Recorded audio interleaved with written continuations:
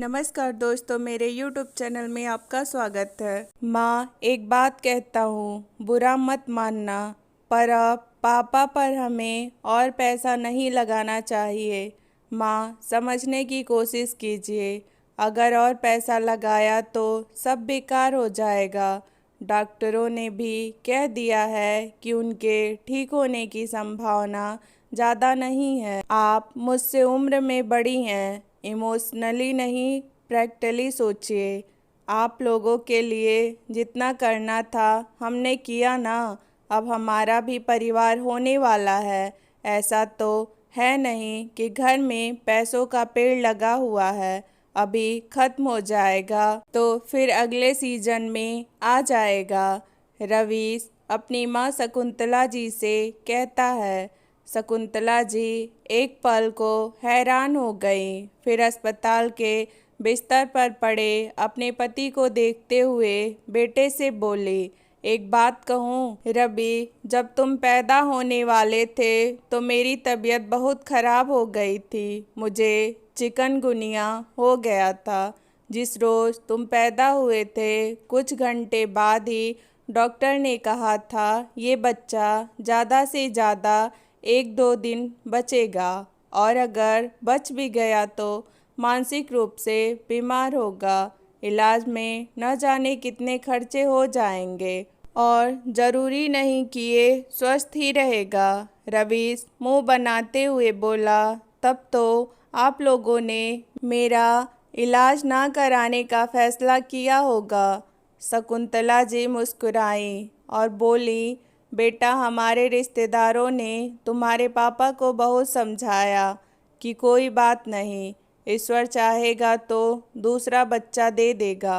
पर तुम्हारे पिता ने कहा नहीं, देने वाले ने जब दिया है तो उसकी देखभाल करने की जिम्मेदारी हमारी है।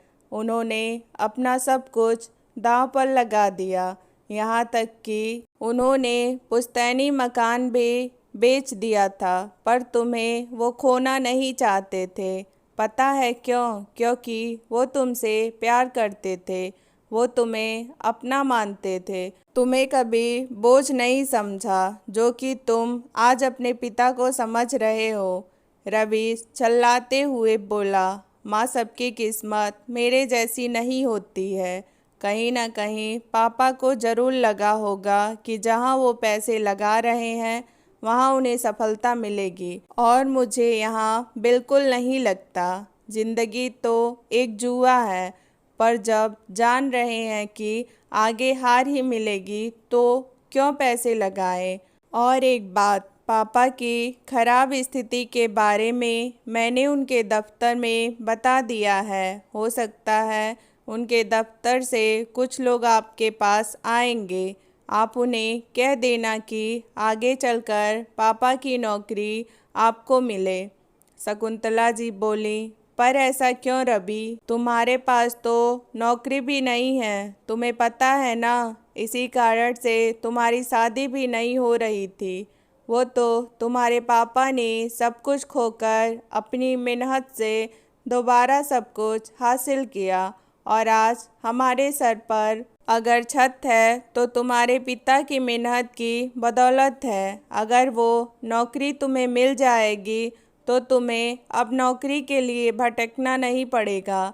बेटा, तुम्हारे ससुराल वालों ने तुम्हारे पिता की नौकरी, संपत्ति सब देखकर ही अपनी बेटी से तुम्हारी शादी की थी। कब तक बिना नौकरी के रहोगे? रवीश गुस्से में बोला, अरे माँ, जितना कहूँ आप बस उतना ही कीजिए। अच्छा तो है, आपको पापा की नौकरी मिल जाएगी, और अगर मुझे नौकरी मिल गई तो 2-2 कमाई घर में आएगी। फिर जिसका मन होगा नौकरी करेगा या छोड़ देगा। पैसे क्या आपको काटते हैं? शकुंतला जी बोली, तुम्हारे पापा ने मुझे आज तक काम नहीं करने दिया, क्योंकि वो कहते थे कि माँ बाप के घर में भी तुमने बहुत संघर्ष किया। अब मेरे रहते मैं तुम्हें सुख दूंगा। अब अगर बेटा माँ से काम लेना चाहता है तो अब मैं कर भी क्या सकती हूँ? बेटा, मैं तो ज़्यादा पढ़ी लिखी भी नहीं हूँ, बस हायर सेकेंड ईयर पास हूँ। मुझे कैसी नौकरी मिलेगी? रवीश बोला, अरे जैसी भी नौकरी मिले वैसी भी मुझे तो वो नौकरी करनी नहीं है। फिर आपको चपरासी की नौकरी मिले या स्वीपर की नौकरी, क्या फ़र्क पड़ता है? मतलब पैसा आने से है। वहीं खड़ी रवीश की पत्नी कनक बोली, मम्मी जी इतना क्यों सोच रही हैं? आप क्या दादी बनना नहीं चाहती हैं? पैसों की कमी के कारण तो हम परिवार नहीं बढ़ा रहे हैं, और वैसे भी पापा जी रहें या ना रहें, उनकी अंतिम इच्छा तो यही होगी कि उनका वंश बढ़े। बेचारी शकुंतला जी आखिर कोसती भी तो किसे, अपनी औलाद को या अपनी परवरिश को? वो चुपचाप भगवान से प्रार्थना करने लगी कि किसी तरह उनके पति स्वस्थ हो जाएं, जिसकी उम्मीद सबने छोड़ दी थी। पर उन्होंने उम्मीद नहीं छोड़ी थी, क्योंकि उम्मीद पर ये दुनिया टिकी होती है। अगले दिन अस्पताल से शकुंतला जी को फ़ोन आया कि आप अपने पति को अब घर ले जाइए। शकुंतला जी बोली, क्यों? अस्पताल वालों ने बोला आपके बेटे ने कहा है अब वो अस्पताल का खर्चा नहीं उठा सकते, तो आप मरीज को अब घर ले जाइए। इतना कहकर फ़ोन रख दिया। शकुंतला जी गुस्से में आवाज़ लगाए, रवीश कहाँ हो? रवीश कमरे से बाहर आया और बोला, क्या हुआ माँ, क्यों चिल्ला रही हो? शकुंतला जी बोले, अस्पताल से फ़ोन आया था कि तुम्हारे पापा को घर लाना पड़ेगा। रवीश बोला, हाँ, वहाँ रहकर भी वो क्या करेंगे? जिंदगी तो उनकी बचने वाली नहीं है। कम से कम हमारी ज़िंदगी तो खराब ना हो। अब जितने दिन जीना होगा वो घर पर ही रहेंगे।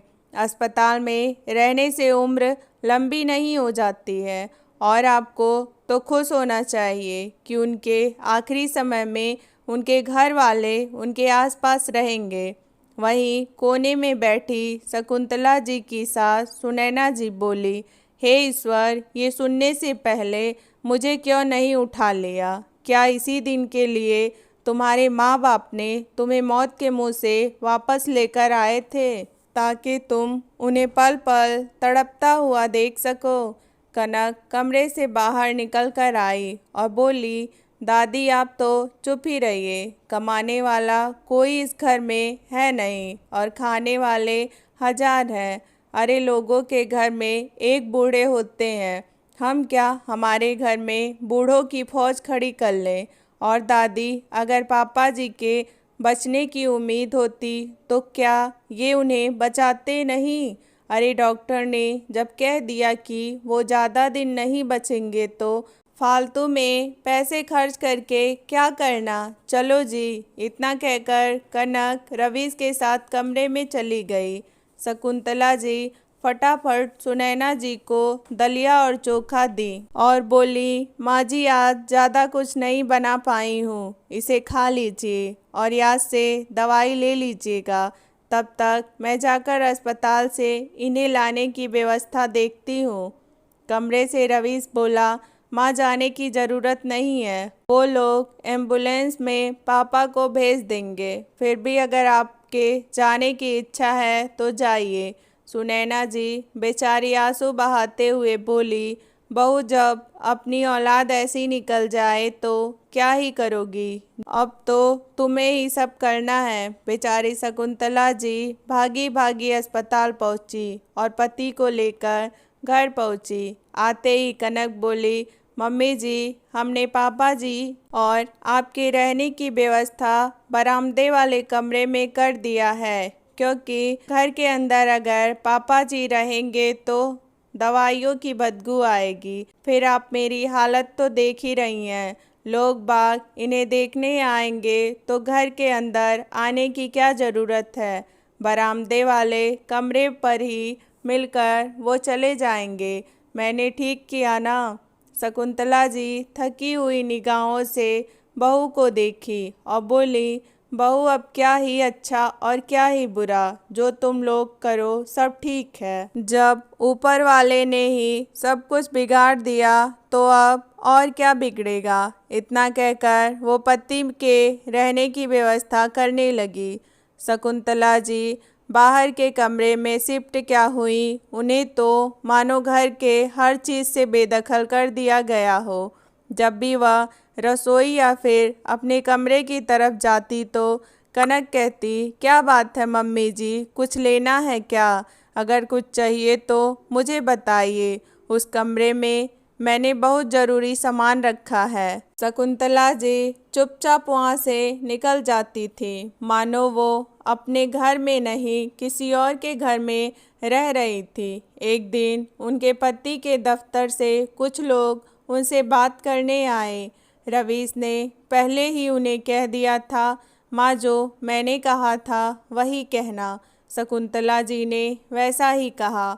दफ्तर वालों ने कहा, शकुंतला जी आप उनकी नौकरी कैसे कर पाएंगे? बेहतर होगा आप रिटायरमेंट के पैसे ले लीजिए, आपको कुछ करना नहीं पड़ेगा, हम सारी व्यवस्था कर देंगे।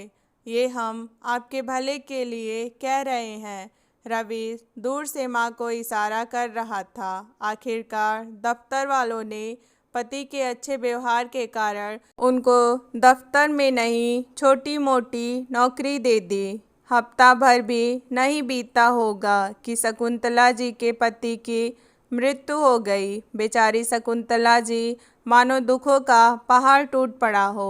15 दिन नहीं हुए कि रवीश बोला, माँ कब तक चुप रहोगी, अब दफ्तर जाकर अपना काम समझ लो तो घर में 4 पैसे आएंगे। सुनैना जी बोली, तुम जैसी औलाद भगवान किसी को ना दे। जिस उम्र में औलाद कमाकर माँ बाप को खिलाते हैं, तुम अपनी माँ से अपने खर्चे के लिए काम कराना चाहते हो। ईश्वर से डरो, वो सब देख रहा है। जो बोओगे कल को वही काटना पड़ेगा। रवीश बोला, दादी अब तो पापा भी नहीं रहे तो मुझे किसी का डर भी नहीं है। इस छत के नीचे रहना चाहती हो, चुपचाप कोने में पड़ी रहो, वरना किसी वृद्ध आश्रम में छोड़ आऊँगा।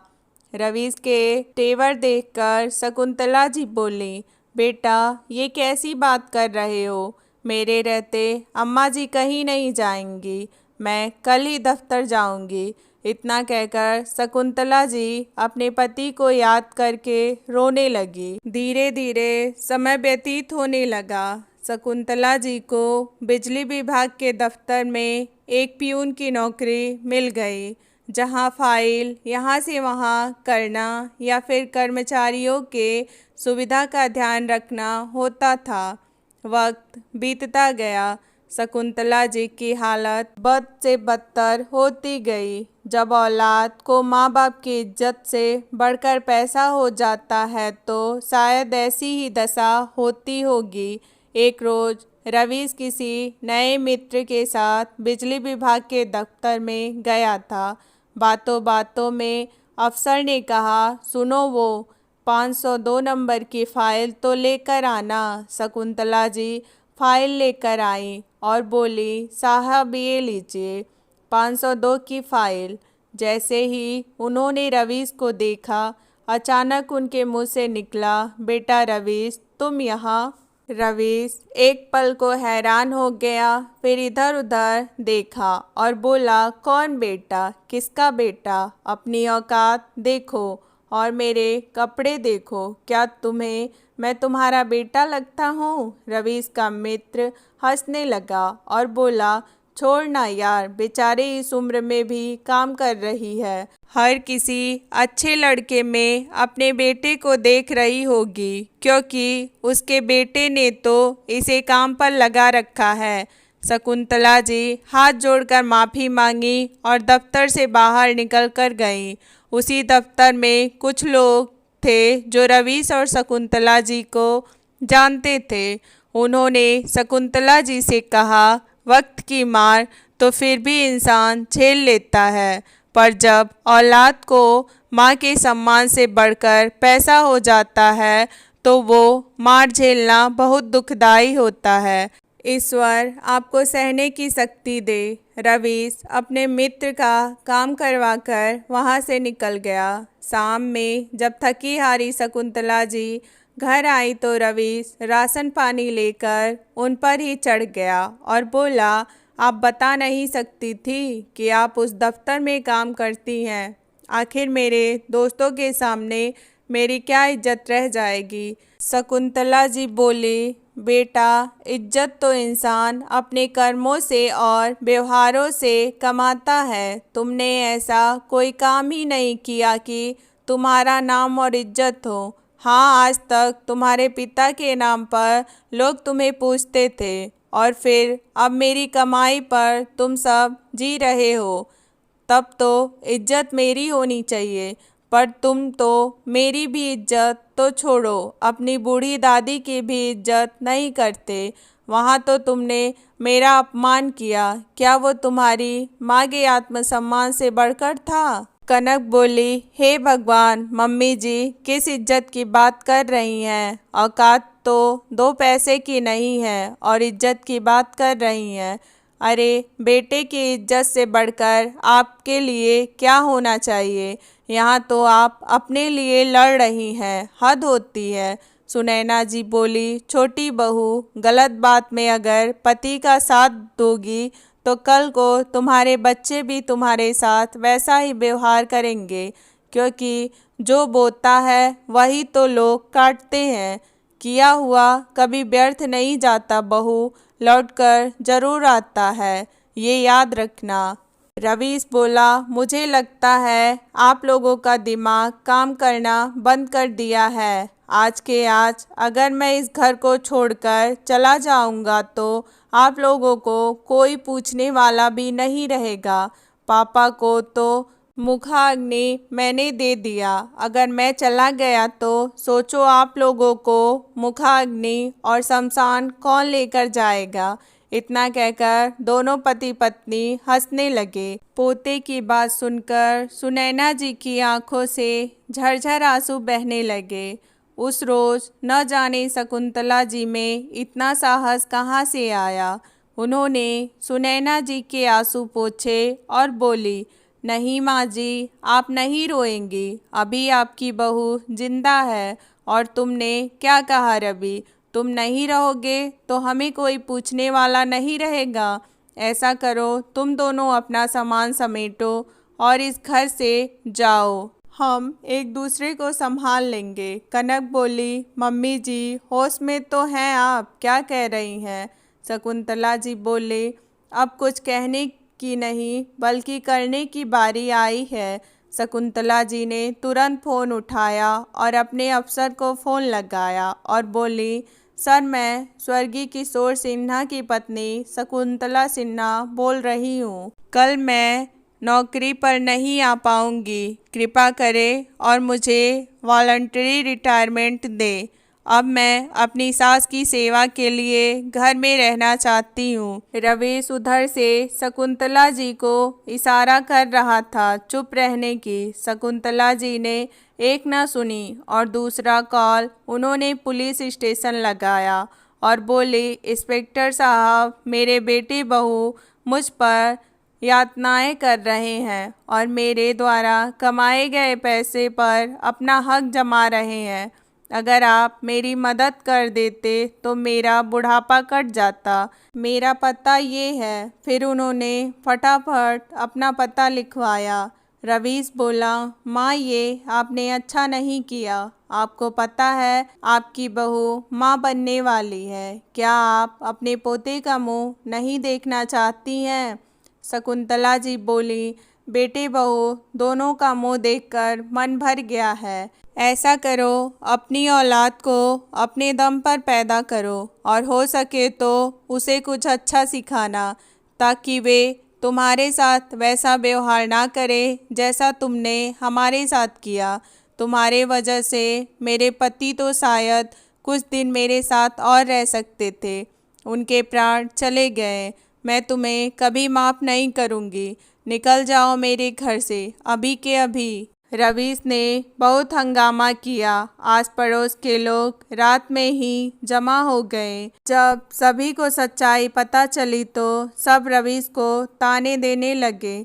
फिर थोड़ी देर में पुलिस भी आ गई। रवीश और कनक शकुंतला जी के पैर पड़ने लगे कि इतनी रात गए, हम कहाँ जाएंगे, हमें माफ़ कर दीजिए। शकुंतला जी बोली, दरोगा बाबू, आपके जाते ही फिर ये हम पर दबाव बनाएंगे।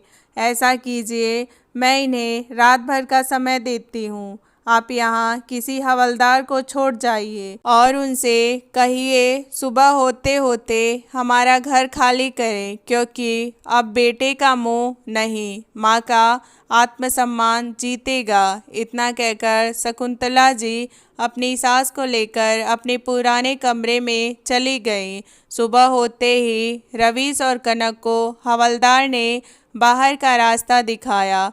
दोनों रोनी सूरत बनाकर सुनैना जी के पास गए। सुनैना जी बोली, मुझे तो छूना भी मत, पाप लगेगा। याद रखो बहू, मैं मर जाऊं तो मुझे मुखाग्नि तुम देना, पर इससे तो बिल्कुल मत दिलवाना, वरना मुझे मरने के बाद भी मोक्ष नहीं मिलेगा। अरे लोग पोता पोता करते हैं, मैं तो कहती हूँ ऐसे पोते से भरी एक पोती होती तो कम से कम मेरे बेटे बहू की ये स्थिति ना होती। आखिरकार शकुंतला जी के आत्मसम्मान की जीत हुई। उन्होंने वॉलंटरी रिटायरमेंट लिया, सारे पैसे को बैंक में जमा की। अब जो भी इंटरेस्ट आता था उससे वो अपनी और अपनी सास की देखभाल करती थी। उन्होंने अपनी सारी संपत्ति उन वृद्ध लोगों के नाम कर दी जिनके बेटे बहू ने कभी उनके साथ खराब व्यवहार किया हो। मित्रों, औरत की चाहे जो भी उम्र हो, अगर वो अपने आत्मसम्मान को बचाने पर आ जाए तो कठोर से कठोर कदम उठा सकती है। उसे कभी अबला समझने की भूल ना करे, क्योंकि माँ कभी अबला नहीं होती है, वो तो शक्ति का रूप होती है जो ठान ले तो प्रलय ला सकती है।